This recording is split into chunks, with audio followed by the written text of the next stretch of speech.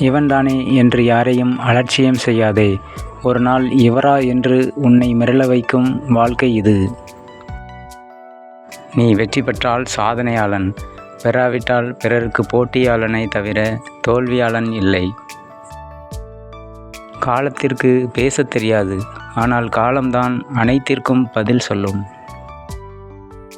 மாற்றத்திற்கு எப்போதும் தயாராக இருங்கள், ஆனால் அதில் உங்கள் மதிப்பு வாய்ந்தவனவற்றை இழக்கும்படி விட்டு விடாதீர்கள். காகிதம் மிகவும் லேசானதுதான், ஆனால் அதில் எழுதியிருக்கும் எழுத்துக்கள் மிகவும் வலிமையானது.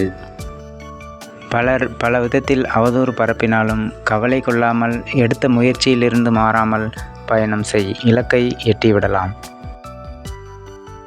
நமக்கு நாமே சுமை, தேவையற்ற சில நினைவுகளை சுமப்பதால். யாரும் இல்லை என்று வருத்தப்படாதே. நியாயமும் நேர்மையும் உன்னிடம் இருக்கும் வரை உன்னை புரிந்தவர்கள் வருவார்கள், புரியாதவர்கள் விலகுவார்கள்.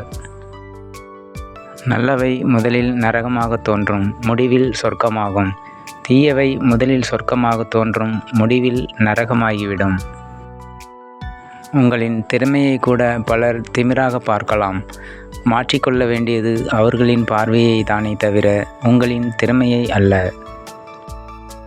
மற்றவர்களை கெட்டவர்கள் என்று சொல்வதன் மூலம் நாம் ஒருபோதும் நல்லவர்களாகிவிட மாட்டோம். நாம் எங்கு இருக்கிறோம் என்பதை விட எதை நோக்கி செல்ல முயற்சி செய்து கொண்டிருக்கிறோம் என்பதே முக்கியம். நீ தூக்கி எறியப்பட்ட இடத்திற்கு சிறப்பு விருந்தினராக செல்வது உனது திறமைக்கு கிடைத்த மகத்தான வெற்றி. தோல்வியை ஒப்புக்கொள்ள ஒருபோதும் தயக்கம் காட்டாதே. உன் தோல்வியிலிருந்து நீ கற்றுக்கொள்ள வேண்டியது அதிகம் இருக்கின்றது.